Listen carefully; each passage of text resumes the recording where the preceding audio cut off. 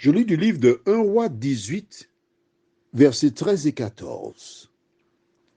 N'a-t-on pas dit à mon Seigneur ce que j'ai fait quand Jézabel tua les prophètes de l'Éternel? J'ai caché 100 prophètes de l'Éternel, 50 par 50 dans une caverne, et je les ai nourris de pain et d'eau. Et maintenant, tu dis, va, dis à ton maître, voici Élie. Il me tuera. Prions. Seigneur, Seigneur.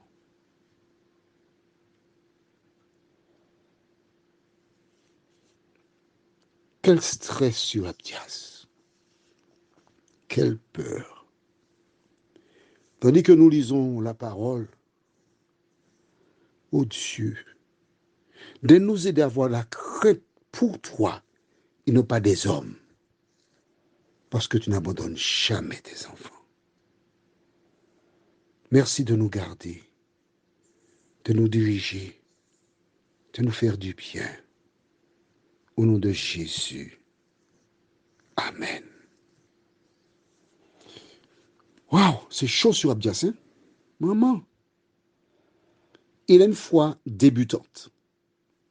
On ne va pas l'incriminer, on ne va pas le lapider, voire l'incinérer. Mais vois-tu, quand une personne ne connaît pas encore l'Éternel pleinement, elle a l'attitude d'Abdias. Elle a peur. Alors, nous avons ta Bible. J'espère que tu as ta Bible, hein? Bon. Nous allons lire d'abord dans le même chapitre la fin du verset 9. Il dit, pour que tu livres ton serviteur entre les mains d'Akab qui me fera mourir. Une première fois. Il dit qu'Akab va le tuer. On regarde toujours le même chapitre. Et tu lis la fin du verset 12. J'irai informer Akab qui ne te trouvera pas et qui me tuera. Et pour la troisième fois, il dit dans la référence que nous venons de lire, la fin du verset 14,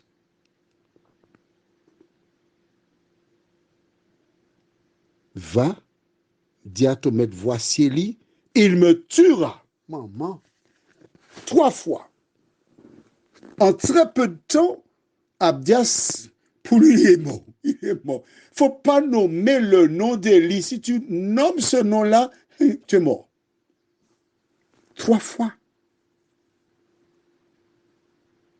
Et il dit qu'il craint l'Éternel. Ça te paraît bizarre. Je te comprends. Mais tu ne peux pas le juger et dire qu'il ne craint pas l'Éternel.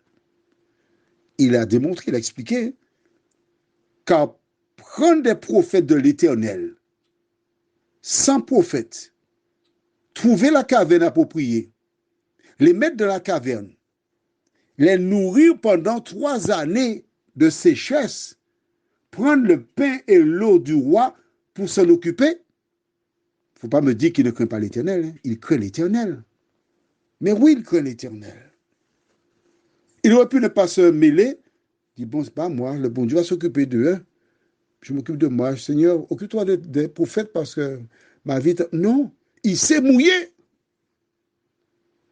Il s'est mouillé. Mais là, c'est une marche supérieure qui n'a pas encore les aptitudes à franchir. Prions. Notre Seigneur, notre Dieu, il nous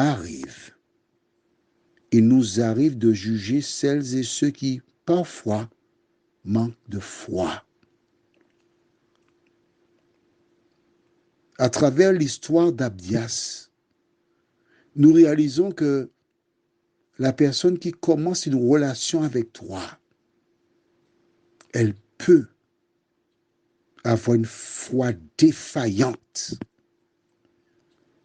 Parce qu'Abdias, à l'évidence, il a la crainte de Dieu. C'est ce qu'il dit.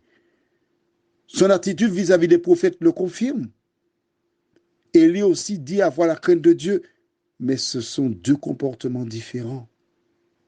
Seigneur, c'est toujours en ton temps que tes enfants connaîtront la vitesse de croisière.